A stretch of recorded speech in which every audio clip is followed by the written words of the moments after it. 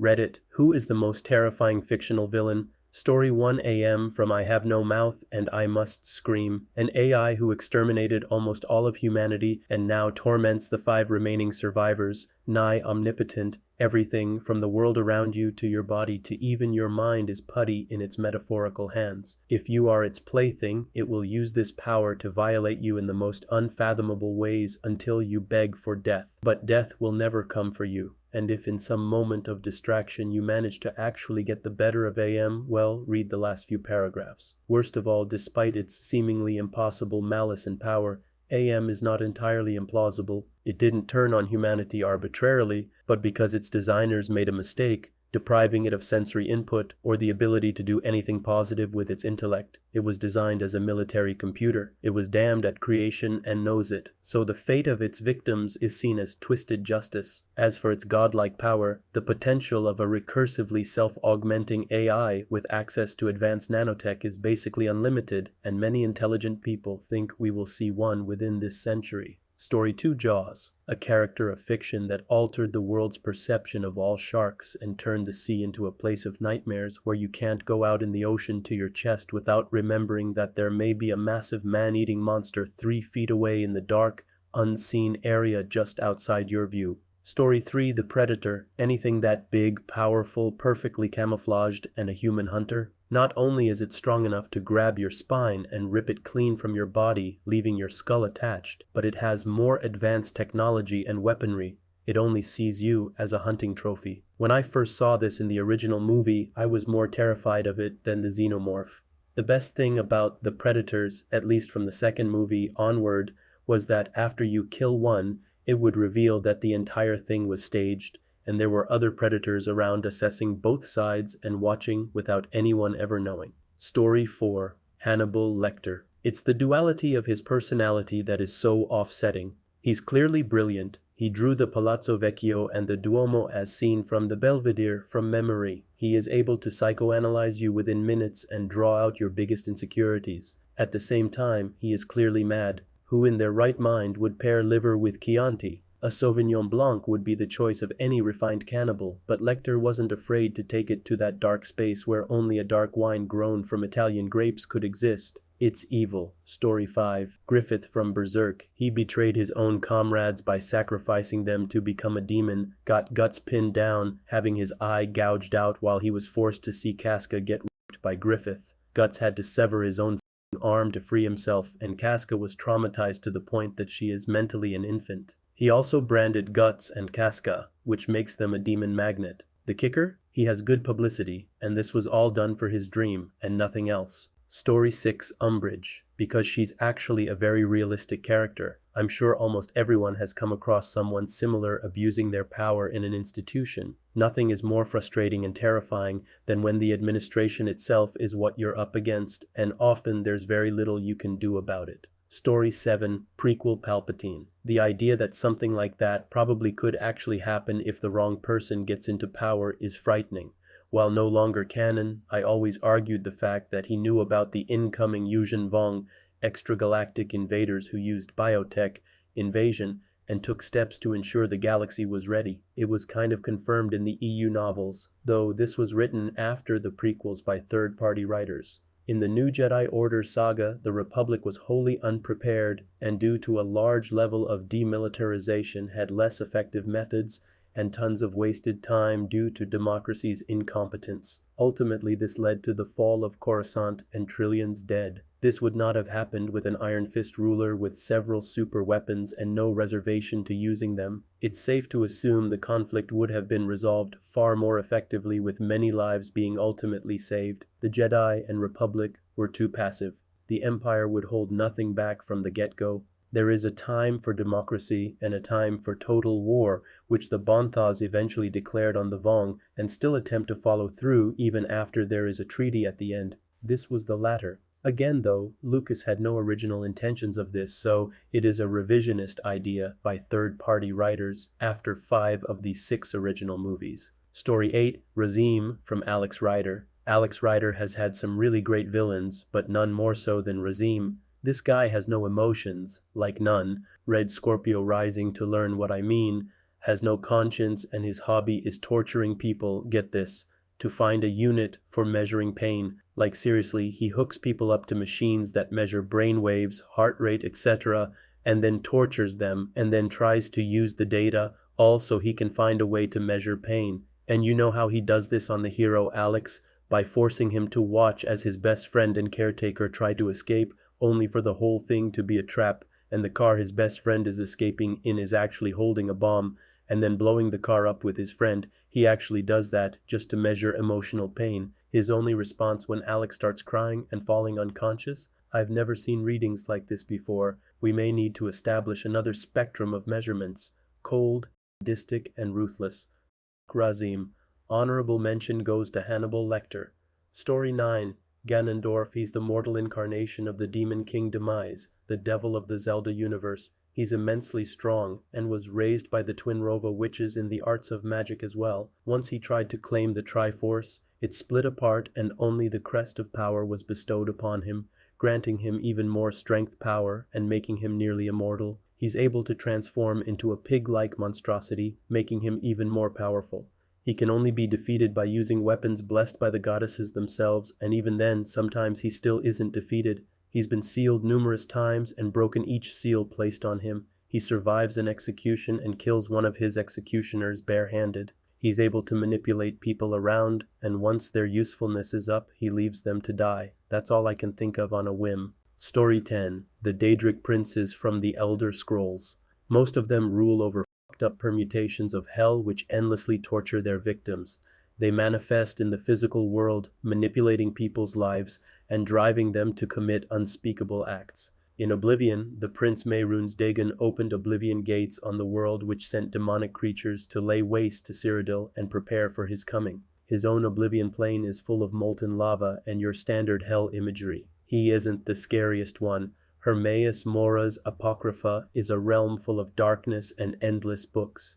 Anyone who tries reading the books becomes lost and unable to ever get out. Mora's realm slowly tortures their mind into insanity. The guardians of this realm are fucked up tentacle monsters that appear from the shadows. Mora himself is a figureless being who seeks all information and manipulates people into aiding him, which can damn them to his realm. One of the worst IMO is the soul cairn. If someone kills you and uses a soul gem, your soul is locked in there. When the gem is expended for magic, your soul is transported to the dark wasteland of the cairn. Here you suffer in eternal pain at the will of the Idea Masters. Do not mess with the Ideal Masters. They manifest as massive crystals that emanate pure pain, and if you're mortal, they will kill you and steal your soul for endless torture. I'm pretty sure those crystals are more of a tool of the Masters. I have no idea how powerful they truly are, but they are very creepy. Story 11. The Cthaeh from the King Killer Chronicles by Patrick Rothfuss. For those who have not read the books, the Cthaeh is a mythical creature that dwells inside an enormous tree in the middle of a field. The Cthaeh will talk to those who come across it, often revealing terrible and traumatic secrets or details of their lives. It has the ability to see all possible future outcomes from any given point in time, and it uses this power to create the worst possible outcome, which will cause the most pain and suffering for the largest number of people. It is basically the most malicious creature in existence, and even scarier, does its evil through just a few words. No one is immune. Once talking to the Cthaeh, anything you do that you believe is good may just lead to unseen horrible consequences. And if you try to alter what you are doing because of that, well, the Cthaeh already knew that was going to happen too. There's just no winning with this thing. In the books, the Cthaeh is guarded from afar by a group of people who kill anyone on sight who gets too close to the tree. They leave the body to rot. Any birds or animals which go to feed on the body are also killed. They do this to minimize the effect that the Cthaeh has on the world. Still, most of the disastrous things that have happened in the world can be traced back to encounters with the Cthaeh. Although the Cthaeh plays a smaller role in the books themselves, I always thought this idea to be one of the best in terms of malicious villains. It doesn't attack you with teeth or claws or in a conventional way, but rather subtlety through words alone. It manipulates your mind in a way that is impossible to resist. The idea of being near a being of such immense knowledge and evil seems ultra-terrifying. Story 12. Iago from Othello. I heard a pretty compelling argument for this, probably from a podcast, maybe Radiolab. All of Shakespeare's other villains in his plays have a moment where they explain their motivation. Evil, awful people who did barbaric, unspeakable things. You never think that their explanation holds any water, but at least you get to hear it. Some dude might have been driven by jealousy or a lust for power, but Iago never gives any of that. He's just an evil bastard who does evil shit just because. In some ways, the one-dimensional evil character is the simplistic version we grow up with in children's stories, movies, video games, etc. The more adult versions of villains we graduate to as we get older have a backstory. But in a weird way, the children's version is scarier. Every time there's a mass shooting or a gruesome murder that gets in the news cycle, we really want to know about the perpetrator because in some way we want an explanation to put our mind at ease. Even insanity is an explanation. It's harder to just live with the fact that we walk around in a world where some people might be evil and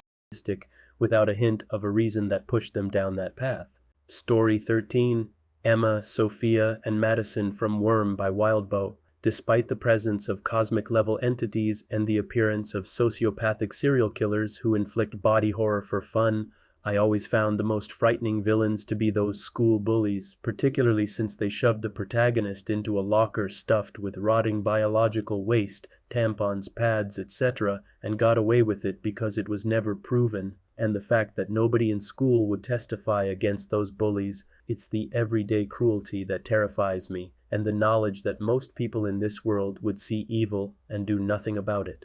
Story 14. I think Majora from Zelda. Majora's Mask is the greatest villain. Mind you, this text is not from me, but it explains it pretty well. He cannot be reasoned with. Majora isn't after power or world domination. He isn't motivated by revenge, conquest, bloodlust, or greed. His goal is murder, self-destruction. He's going to kill every single creature in the world, himself included. He's a depraved sadist. With only a few days left until his apocalypse, he tortures the people of Termina through psychological manipulation, transfiguration, and curses. He separates a loving couple and destroys the soul of a boy's father. He finds Link and takes away his body. He poisons the water and manipulates the weather, killing many. He gains no material benefit from these manipulations. He does it because it's fun. He's competent. His plan is perfect. His imprisonment of the giants before summoning the moon ensures that no one will have time to stop him. He doesn't hide behind incompetent guards in a castle waiting for the hero to kill him. His downfall is a complete out-of-context event, a visitor from another universe with a time machine. He could not have planned for this. His manifestation is tremendously unsettling. When he chooses to emerge from the mask, he is a fleshy, torn demon of a creature, all eyeballs and spiky cartilage. His screams and howls and tentacles emerging from his torn arms are unlike anything seen before. Link has to become a god to truly defeat him. Link has dispatched multiple Ganondorfs, at least 3 Vatis, Aghanim, General Onox, the Sorceress of Shadows, Zant of the Tuili, Twin Rova, the Nightmares of the Windfish, and his own inner darkness personified, but to completely defeat Majora, Link has to become the fierce deity. Story 15. I'm not sure if he's the most terrifying, but he's definitely underrated.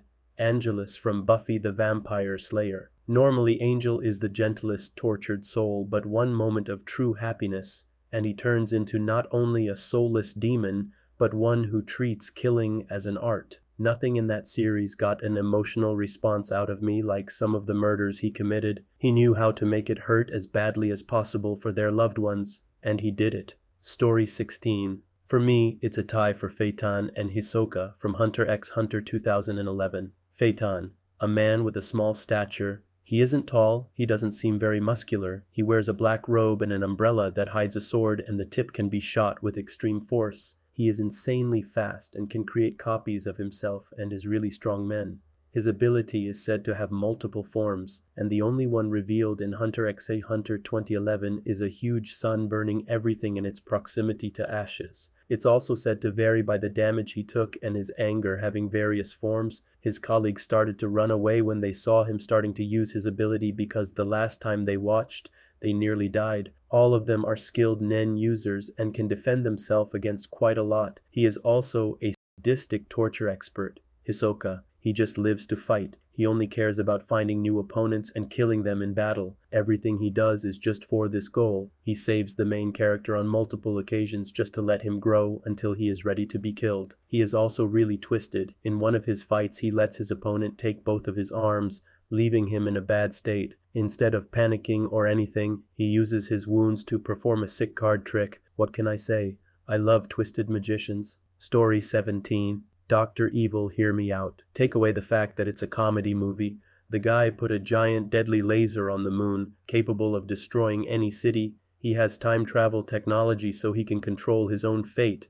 His organization controls a global conglomerate. He can essentially live forever with cryotechnology. He has a worldwide network of assassins working for him and a team of super scientists that will do anything. He has sharks with frickin' lasers on their heads. Imagine the damage to the global sea network if he were to unleash those. His only goal is global destruction or domination, and he is batshit crazy so nothing else matters. Final answer, Dr. Evil Story. 18. The Party Big Brother from 1984. Unlike every other villain, we don't know who they are or, in the case of BB, don't even know if they exist. How do you fight an all-powerful enemy who may not even be real? It's implied that the war could be fake, just to keep the citizens busy. If true, they're shelling and executing random people because they can. They hold full control over thought, reason, even the very language that people speak. If Newspeak succeeded, then it's game over, as the language for rebellious thought would no longer exist. They even control reality simply by telling people that something is a certain way and forcing them to believe it and disbelieve it at the same time, if my understanding of doublethink is accurate. In short, may not exist, all-powerful, infinitely ruthless,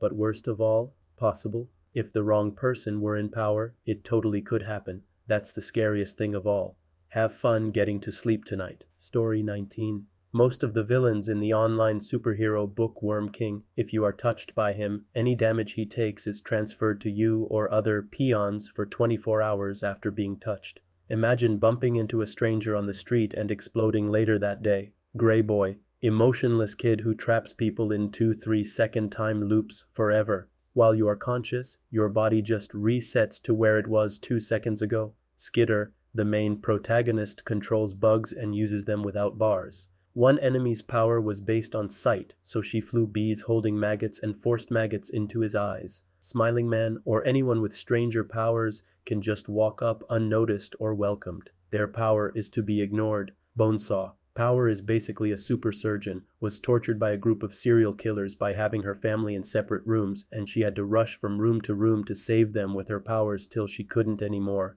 Joined the group of serial killers mentally broken and uses her powers to fuse people together, make prion epidemics, control people, etc.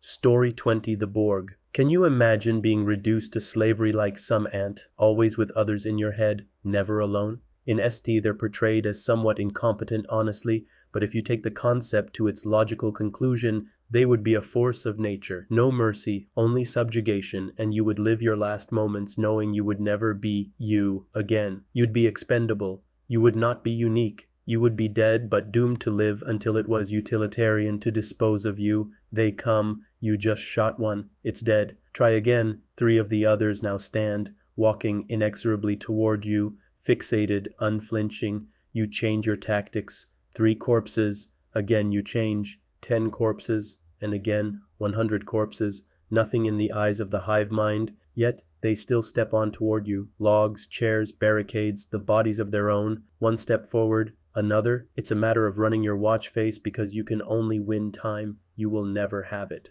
Story 21. The Joker. He is one intriguing character ever created by mankind. Remember the story about the Burma thieves Alfred tells to Bruce. It does more justice depicting the Joker's character. Alfred. A long time ago, I was in Burma. My friends and I were working for the local government. They were trying to buy the loyalty of tribal leaders by bribing them with precious stones. But their caravans were being raided in a forest north of Rangoon by a bandit, so we went looking for the stones. But in 6 months, we never found anyone who traded with him. One day I saw a child playing with a ruby the size of a tangerine. The bandit had been throwing them away. Bruce. Then why steal them? Alfred. Because he thought it was a good sport. Because some men aren't looking for anything logical, like money. They can't be bought, bullied, reasoned, or negotiated with. Some men just want to watch the world burn. He is a chaos merchant and a scheming genius when it comes to it, but then his plans are so elaborate, so complex, and thought out. He is an anarchist who never believed in any logic. What do you think makes him happy? Money, booze, women? No. We are not talking about any humans here. He loves to find what intimidates people so that he can give them the situation and see how they act. He is not just another criminal like Maroni or Falcone who believed in something or someone. Their motive was either money or power, but for Joker it was none. Then what was he after? If anyone knows, that makes him predictable, which he is not. Anyone can threaten anybody by going after their family, their money, and anything they care about. Guess what? This guy cares about nothing. He is never serious. He cannot be bought, cannot be intimidated, cannot be predicted, does not believe in love, hate, or any emotional drama. Who else could be more terrifying? Story 22, The Weeping Angels. The angels are coming for you, but listen, your life could depend on this. Don't blink. Don't even blink. Blink and you're dead. They are fast, faster than you could believe. Don't turn your back, don't look away, and don't blink. Good luck. Story 23. So, this may be overlooked because they're not traditional villains, but rather anti-heroes. Frank and Claire Underwood. The scariest thing I've ever watched was in the final scene of the last season. Spoilers ahead. When Frank and Claire are watching hostages be assassinated by what is the show's version of ISIS, which is something they semi-orchestrated so they could start a war to distract people from bad press. Everyone else is looking away in disgust at a live stream of these people getting their throats cut open while these Islamic terrorists recite the Shahada over and over again. But not Frank and Claire, they're looking straight ahead, and then Frank says, completely emotionless, "That's right, we don't submit to terror, we make terror." Then, for the first time in the show, Claire breaks the fourth wall with Frank and stares directly into the camera. It's at that moment they aren't even humans, they're like two f***ed up demons that have fooled the people of the US to give them power. Story 24, Cthulhu and other Lovecraftian horrors. Other villains can be fought or reasoned with. Cthulhu is just a cosmic force turned malignant. It's not terrifying because I fear for my life or for the character's life. It's a very abstract fear that maybe everything we've accomplished on this planet is nothing compared to the vast unknowable intelligences that lurk just beyond the dim firelight of our knowledge. With a normal villain, you know that a hero with a gun or some political scheming can take down the villain and serve justice. Moriarty is evil, but at least we know he's evil. But Cthulhu is older than our frail human notions of right and wrong. The Cthulhu myth rejects the notion that our lives have meaning, that our species has meaning, or even that abstract concepts like math and philosophy have meaning when compared to the infinite blackness of the universe.